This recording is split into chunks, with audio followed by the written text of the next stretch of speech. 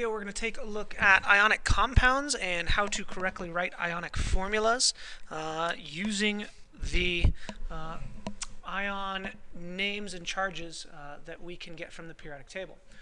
So let's remind ourselves that an ion forms when it gains or loses electrons. So we're going to look at sodium first. That's element Na. And from sodium's place on the periodic table, we see that it wants to give up an electron to get that perfect number of 8 valence electrons, and it only wants to give up 1. And when it does that, it's going to get that +1 charge. And then let's look at chlorine on the other side of the periodic table. Chlorine has 7 valence electrons, and if it just got 1 more, it would have that perfect number of 8 that it wants to have. So it goes out and it gains an electron. All right? And so sodium just doesn't give up its electron, and that electron goes out into the ether. Sodium finds another element that wants to take that electron in. And that element in this case is going to be chlorine. So taking a look at sodium again, it's just got that 1 extra valence electron symbolized by that dot. And if we look at chlorine, it has 1, 2, 3, 4, 5, 6, 7 valence electrons symbolized by those 7 dots. All right, so the ion formation actually happens here when a sodium atom gets close enough to a chlorine atom and it says, hey, I don't want this extra electron. Do you want it? And chlorine says, heck yes, and chlorine takes in that electron. Okay, so now that is what forms the chlorine -1 ion. Sodium giving up that electron is what forms the sodium +1 ion. And now we have a positive charge and a negative charge, and opposites attract. So the opposite charges will attract, and we end up with a bond between sodium and chlorine because they're attracted to each other because of those opposite charges. So technically here, this is the correct ionic formula, but there's a little piece of laziness here on the part of chemists. There should be a 1 written here because it is exactly 1 sodium ion bonds with exactly 1 chlorine ion. All right, we don't write those ones. Chemists are lazy, and they're going to leave those ones off. So when you see just NaCl, those ones are assumed. All right, so sodium bonds with chlorine in a 1-to-1 ratio. So 1 amount of sodium bonds with 1 amount of chlorine. All right, and at the basic atomic level, we can say 1 ion of sodium bonds with 1 ion of chlorine. So let's go ahead and repeat this process now for 2 different elements, calcium and oxygen. And again, we go to the periodic table, and we see that calcium has 2 valence electrons. So let's write those down here using dots. So 2 valence electrons for calcium. We go and we look at oxygen's position on the periodic table, and it tells us that oxygen has 6 valence electrons. So calcium wants to give up those 2. It's easier for calcium to give up 2 than to gain 6 electrons. Oxygen wants to gain 2, so they play that same game. When calcium gets close to oxygen, it says, hey, I want to get rid of these 2 electrons. Do you want them? And oxygen says, absolutely. Now oxygen has 8 valence electrons, calcium has 8 valence electrons, and everybody's happy and hunky-dory. So what happens here is now calcium has, again, 2 more protons than electrons. That gives it a 2+ net charge. The oxygen gained 2 negative charges, so now it has 2 more electrons than protons, which gives it a net charge of 2-. And these, again, we have a positive and a negative charge. They are going to be attracted to each other, and they will form a bond. All right, and here's the important part about an ionically bonded compound. Notice in the last one we had 1+ and 1-. Those basically, when they bond together, cancel each other out and make a neutral charge. Again, here with the calcium 2+ and the oxygen 2-, they bond together and make a neutrally charged compound.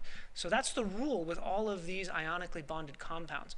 We have to have a neutral compound at the end. And here again, we can see that just 1 calcium and just 1 oxygen makes a happy, lovely compound. So our formula down here, CaO, again, remember there's an assumed 1. 1 calcium is all that's needed to bond with 1 oxygen. But what happens when these exchanges of electrons don't end up in a nice, even bond? So let's explore that with something like magnesium bonding with chlorine. So again, looking at magnesium's spot on the periodic table, it has 2 valence electrons, and chlorine has 7. again symbolized by these dots. Now magnesium goes up against the chlorine and says, hey, I want to get rid of these 2 electrons. Do you want them? And this chlorine says, yeah, but I only want one of them. Right? So magnesium's kind of stuck with just that chlorine. What does it have to do? It's got to go out and find another chlorine to accept that other valence electron it wants to get rid of. So it finds another chlorine, boom, finds that chlorine to accept its valence electron. Now you have 2 chlorines that are happy with 8 valence electrons and 1 magnesium that is happy with 8 valence electrons. So we only need 1 magnesium, but we need 2 chlorines. So that subscript down there means that for every magnesium cation, I need 2 chlorine anions to give us a nice neutral charge. Because again, magnesium is going to form that 2+ charge, whereas chlorine is only going to form a single minus charge. So if we just bond 1 magnesium with 1 chlorine, the charges don't cancel out. We end up with a +1 charge on that compound. So you're not going to see an MgCl compound because it doesn't give us a neutral charge on that ionic compound. All right? So that's the key there, is we've got to make sure that the charges are balanced. So it's going to take 2 of those singly negative charged chlorines to balance out the double plus charge on the single magnesium cation. All right? So that conceptually is what's going on here in terms of the electrons, why magnesium gives them up, who it gives them to. Let's take a look at a slightly more complex example, and I'm going to show you a little trick so that we don't have to draw these dot diagrams every time. So one of the ions that iron will form is a 3+ cation. Oxygen, very commonly, again, according to its position on the periodic table, is going to form a 2- anion.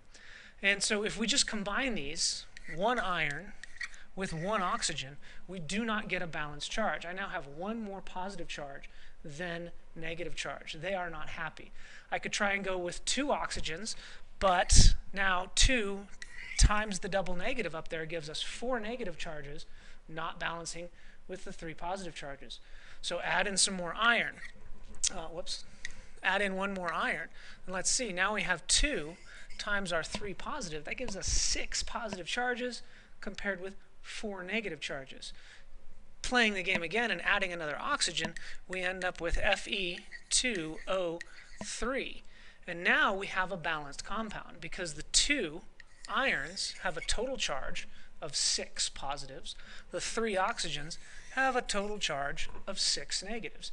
And we have a balanced compound. But notice what happened with the number of the charge. All we did was we took the 3 for the number of charges in the iron and just moved that number down here below the oxygen for the subscript. We took the 2, which is the number of charges for the oxygen, and just shucked that down there to become the subscript for the iron. And so that's kind of the cheater way of doing this. Take the number of charges and they switch sides and come down and become subscripts. And so then our final result, every time, Fe2O3. That is a balanced compound, iron combined with oxygen. All right, whew, there's a lot of arrows up there. Let's practice that one more time and see how it works. So let's go back and do one that we've already done, magnesium, which forms a 2+, and chlorine, which forms a single minus. Okay, so we try this little cheater way of giving a balanced compound every time. The 2 goes down for the subscript on the chlorine. There's a 1 there for the chlorine. That goes down as the subscript for magnesium. But remember, we don't write 1s. So it's going to be Mg1Cl2. There is the balanced compound for magnesium chloride. Okay. I will say that you need to be a little bit careful. So let's look at something like, let's say we've got iron with a 3+, and it's going to bond with maybe a phosphorus, which likes to form a 3-. And we do the little trick that I just said. We end up with Fe3P3. Now, that is a balanced compound. We have 9 positive charges, we have 9 negative charges, but you're never going to see it written like that. Notice that a 3-to-3 ratio is the same as a 1-to-1 ratio. So if we can reduce those subscripts, if they're divisible by the same number evenly, then we need to, kind of like reducing a fraction. How 3/3 reduces to 1/1. So we need to reduce if we can, so it's going to be a 1-to-1. And again, we don't write the 1s. So there is the correctly balanced compound of iron phosphide. All right? So use the trick, but be careful, because if you can reduce, you have to. All right? So if we ended up with something like a 4 and a 2, that needs to reduce to 2 and 1. If we had a 2 and a 2, that needs to reduce to 1 and 1. All right? So there it is. See you next time.